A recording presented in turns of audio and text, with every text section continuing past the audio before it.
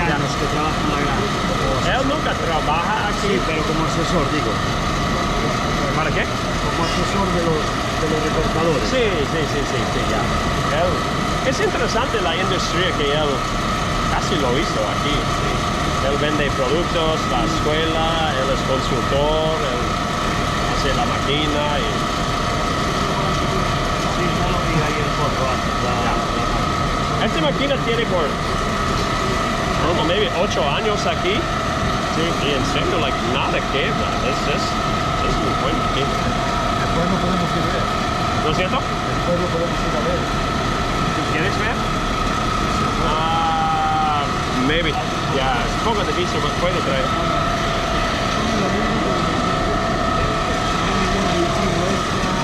Nada. Exactamente lo mismo. Sí. Estoy hablando. Hay un producto, creo que es de Holanda.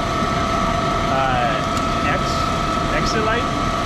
¿Nunca oí de este producto? Excelente. Ya. ¿Qué tiene? Es un producto que le da solo a vacas grandes que tomar el fósforo de la dieta y cambia poco para que la vaca empezara a usar poco calcio antes de parir. No es este. Es un nuevo producto, es un lógico muy diferente.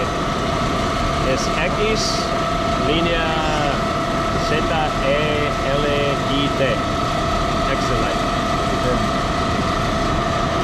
I think it's de Holanda. XT, INT. No.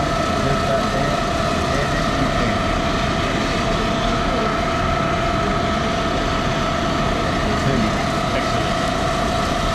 Busca, es en Europa. Es holandés. I think it's No las primeritas. solo no esas. Por mínimo 2 semanas, máximo 3 semanas. Y cambia para que ella empezara a usar calcio. Sí. Eso es teolita. Eso es teolita.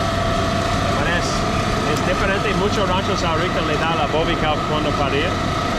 Y es muy costoso. Este está en la dieta, casi lo mismo costo. ¿Ya lo estás usando?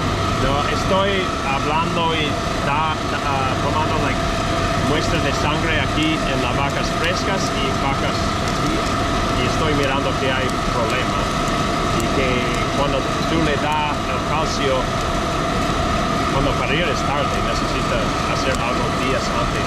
Pero este es menos costo que la DCAT. Y para dar 300 gramos más o menos por día. ¿Ok? 300 gramos por día y vaca. Ya, yo no sé esto.